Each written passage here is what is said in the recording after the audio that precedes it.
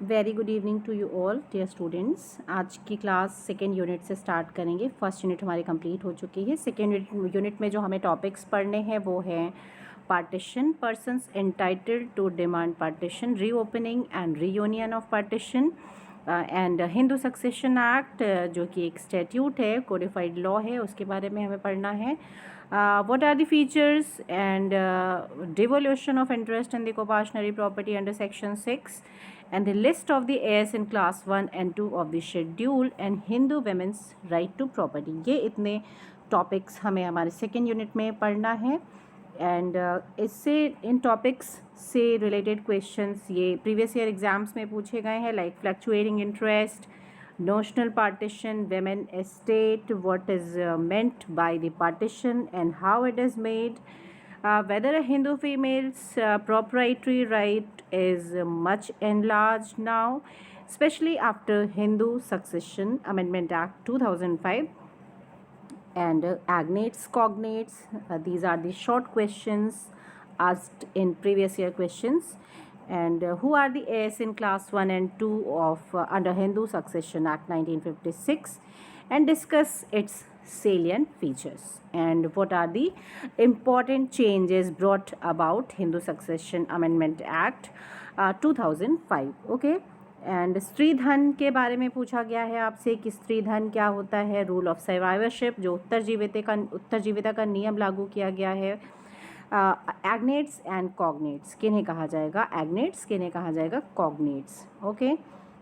Again 2016 में succession act के बारे में पूछा गया है, scheme of distribution of shares amongst such heirs, and discuss the main provisions of Hindu Succession Act 1956। Women states, स्त्री संपदा क्या है, वसीयती उत्तराधिकार क्या है, और जो फीमेल हैं, जो इंटेस्टेट मर्जारी, intestate succession of female Hindu under Hindu succession act, उनका डिवोल्यूशन किस प्रकार से किया जाएगा, partition, again reopening of partition and section 14 of Hindu succession act. These are some questions asked in previous year. Okay.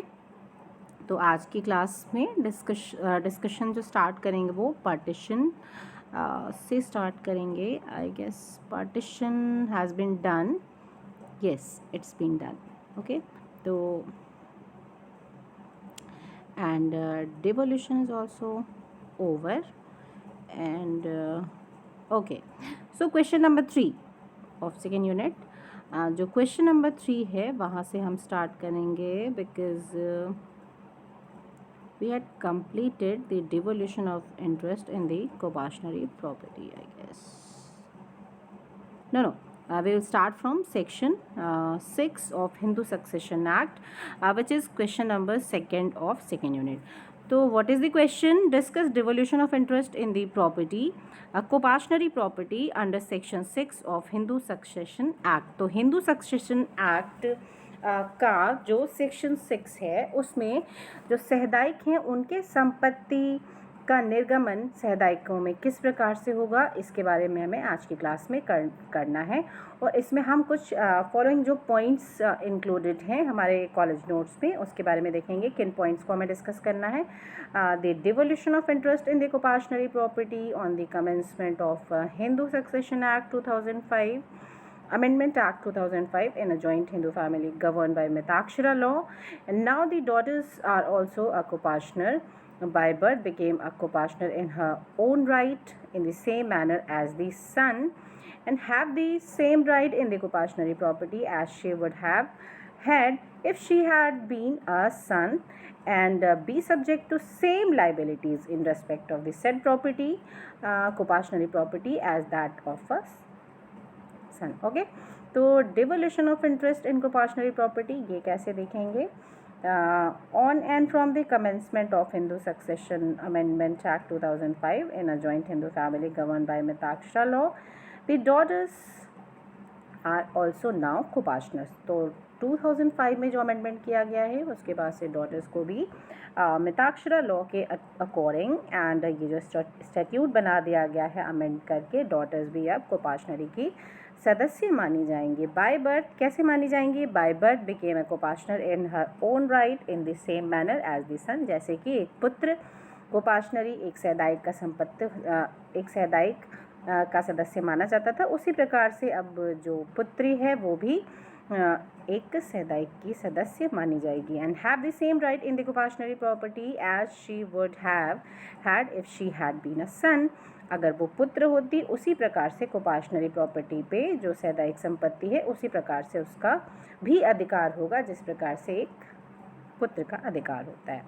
B subject to the same liabilities in respect of the said coparcenary property. उसी प्रकार से जिस प्रकार पुत्र का दायित्व एक संपत्ति में, एक सैदाइक संपत्ति में होता है संपत्ति को प्राप्त करने के बाद, उसी प्रकार से पुत्री का भी अब 2005 के अमेंडमेंट के बाद दायित्व समझा जाएगा। Okay, and any reference to Hindu Mitakshara coparcener shall be deemed to include a reference to a daughter of a Kopashner, provided that nothing contained in this subsection shall affect or invalidate any disposition of alienation, including any partition or testamentary disposition of property which had taken place before the 20th day of December 2004. तो इस सब जो प्रोवाइज़ो provided है, इस प्रोवाइज़ो में यही बताया जा रहा है कि ऑल्दो जो डॉटर है वो अब कोपाशनर मानी जाएगी हिंदू मिताक्षरा सैदाइक के अंतर्गत, किंतु इसका रेट्रोस्पेक्टिव इफ़ेक्ट नहीं माना जाएगा। 2004 डे ऑफ दिसंबर 20 दिसंबर 2004 के पहले अगर किसी तरह की टेस्टामेंट्री डिस्पोजिशन कर दी गई है तो उस संपत्ति में भूतलक्षी प्रभाव नहीं माना जाएगा। जो बात पहले हो चुकी है अब उसको छोड़ के भविष्यलक्षी प्रभाव इस अमेंडमेंट का माना जाएगा। Okay, any property to which a female Hindu becomes entitled by virtue of subsection notwithstanding anything contained in this act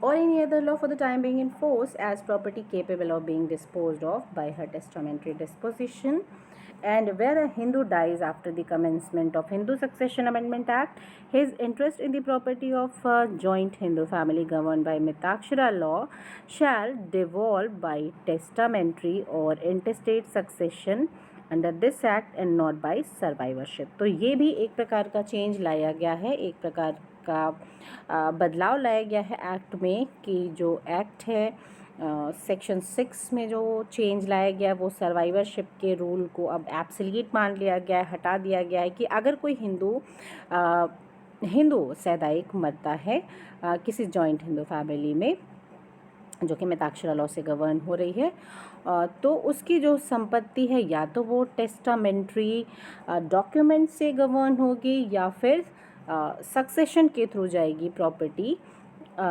लेकिन सर्वाइवरशिप का रूल अब लागू नहीं होगा, उत्तरजीविता का नियम लागू नहीं होगा और उस संपत्ति को माना जाएगा जैसे कि उस संपत्ति का विभाजन किया गया हो, इस प्रकार से वो संपत्ति प्रभावी होगी।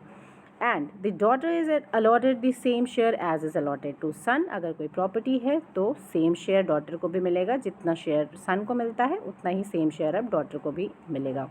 The share of predeceased son और a predeceased daughter as they would have got had they have been alive at the time of partition shall be allotted to surviving child of such predeceased son और प्रीडिसीज्ड daughter. तो अगर कोई पुत्र या पुत्री जो पहले ही मर चुके हैं तो उनके एयर्स को, जो उनके सन या डॉटर अवेलेबल हैं, उनको भी संपत्ति अब चली जाएगी सर्वाइवरशिप के थ्रू।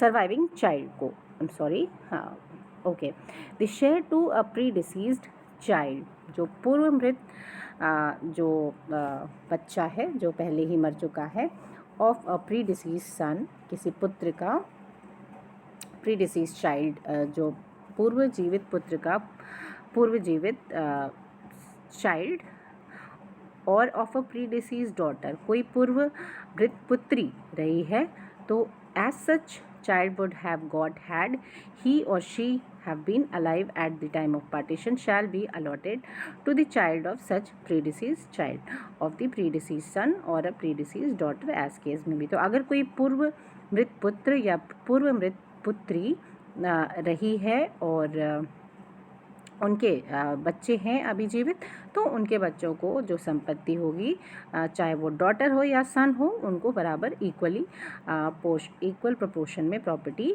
डिवॉल्व हो जाएगी। एक्सप्लेनेशन क्या है?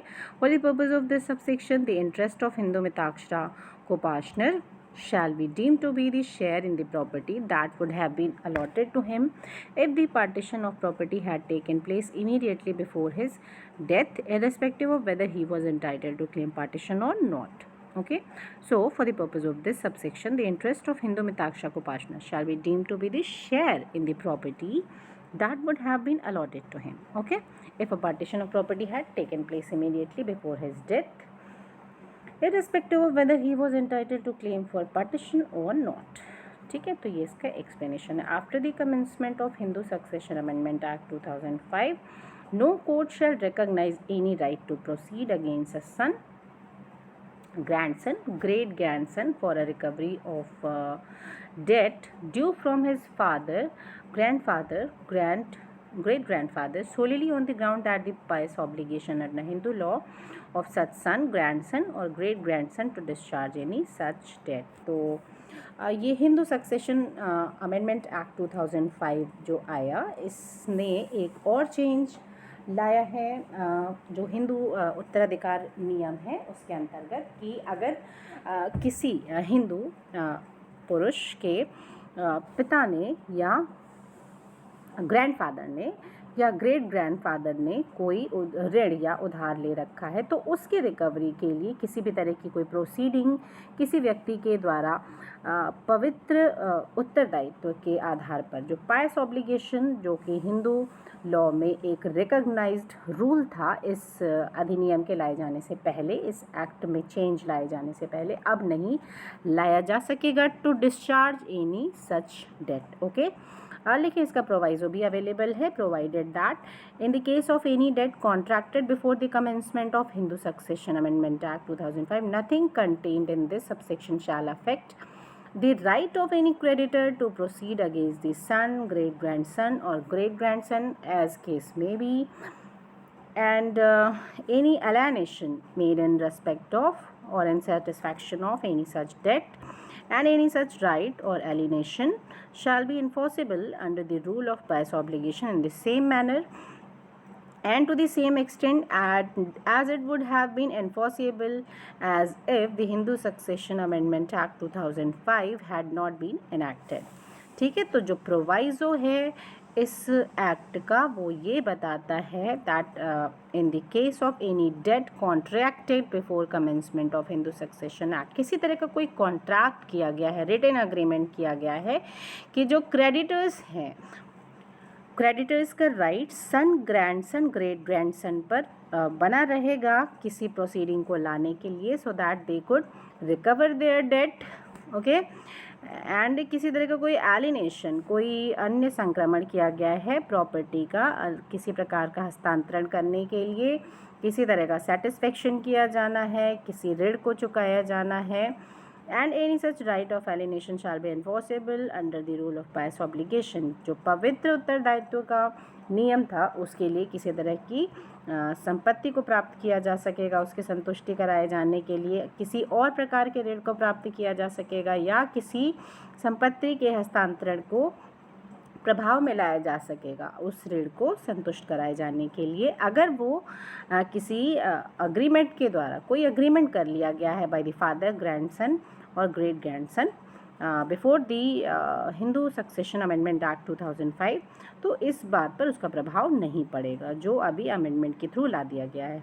ओके, तो एक्सप्लेनेशन क्या बताता है, जो स्पष्टीकरण है वो ये बताता है, for the purpose of clause A the expression son, grandson, great grandson shall be deemed to refer to the son, grandson, great grandson as case may be who was born or adopted prior to the commencement of Hindu Succession Amendment Act 2005। तो जो यहाँ सन, जो पुत्र के उत्तरदायित्व की बात की जा रही है, एक पवित्र ऋण को प्राप्त करने के लिए, पवित्र उत्तरदायित्व को पूरा कराने के लिए, for the purpose of recovery of debt taken by father, grandfather और ग्रेट ग्रैंडफादर। तो जो लाइबिलिटी है वो किस एक्सटेंट तक जाने की बात की जा रही है, सन, ग्रैंडसन और ग्रेट ग्रैंडसन तक की बात की जा रही है। तो ये जो सन, ग्रैंडसन और ग्रेट ग्रैंडसन की बात की जा रही है एक्सप्लेनेशन में, वो बात की जा रही है उस सन की जो कि बॉर्न हो चुका है, बर्थ ले चुका है before the commencement of Hindu succession amendment act 2005, okay, and not more than that. ठीक है, nothing contained in this section shall apply to a partition which has been effected before the 20th day of December 2004। तो 2004 के पहले अगर किसी तरह की संपत्ति का विभाजन किया गया है तो इस सेक्शन का प्रभाव उस पर बिल्कुल भी नहीं पड़ेगा।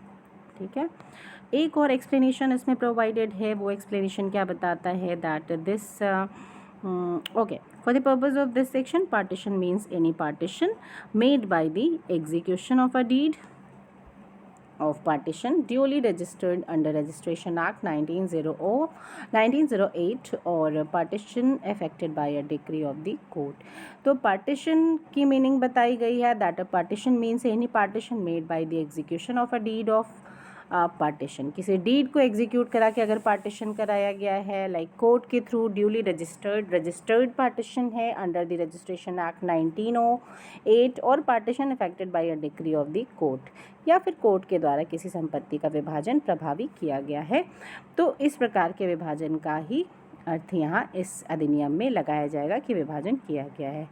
All right dear student, I hope आपको ये सारी बातें समझ में आई होंगी। ये क्वेश्चन हमने डिस्कस किया है about the devolution of interest in coparcenary property under section 6 of Hindu succession act. जो धारा 6 है हिंदू उत्तराधिकार अधिनियम का, वो स्पेशली डील करता है इन पॉइंट्स को कि किस प्रकार से संपत्ति का निर्गमन किया जाएगा। स्पेशली 2005 का जो अमेंडमेंट आया उसके बाद किस तरह से धारा 6 में परिवर्तन लाया गया, बदलाव लाया गया, उसका क्या प्रभाव हुआ। तो प्रभाव के बारे में हमने डिस्कस कर लिया है, that the birth right became a coparcener, a daughter became a coparcener in her own right in the same manner as the son and have the same right in the copationary property as she would have had if she had been a son, and be subject to same liabilities in respect of the said copationary property as that of a son। ठीक है, तो ये इसका प्रभाव होगा। और detail explanation और हमने देखा कि जो पाइस ऑब्लिगेशन डेट्स की रिकवरी के लिए की गई थी वो किस एक्सटेंट तक की जा रही है, father, great grandfather and grandfather, इनकी बात की गई है और किस एक्सटेंट तक रिकवर किया जा सकेगा। तो सन, ग्रैंडसन और ग्रेट ग्रैंडसन तक रिकवरी की बात की गई है। कौन सन, ग्रेट ग्रैंडसन एंड ग्रैंडसन कहे जाएंगे, इसकी भी एक्सप्लेनेशन हमने देख ली है और पार्टीशन की मीनिंग भी एक्सप्लेनेशन में हमने डिटेल में देख ली है। ओके डियर स्टूडेंट्स, तो आई होप आपको ये लेक्चर समझ में आया होगा। नेक्स्ट लेक्चर में हम क्वेश्चन नंबर 3 की बात करेंगे, जो कि सेकेंड यूनिट का 3rd टॉपिक है। लिस्ट ऑफ एयर्स की किन किन जो उत्तराधिकारी हैं उन्हें किस प्रकार से संपत्तियां किस किस प्रपोर्शन में जाएगी जबकि संपत्ति को इंटेस्टेट छोड़ दिया गया है। वसीयत तैयार नहीं किया गया है। कोई हिंदू व्यक्ति यदि मर जाता है और वसीयत के द्वारा उसने अपनी संपत्ति को डिवॉल्व नहीं किया गया है तो प्रॉपर्टी का डिवोल्यूशन किस शेयर में किस किस को परिवार के सदस्य को जाएगा, ये इस क्वेश्चन का डिस्कशन हम नेक्स्ट लेक्चर में करेंगे। Alright dear students, take care all of you.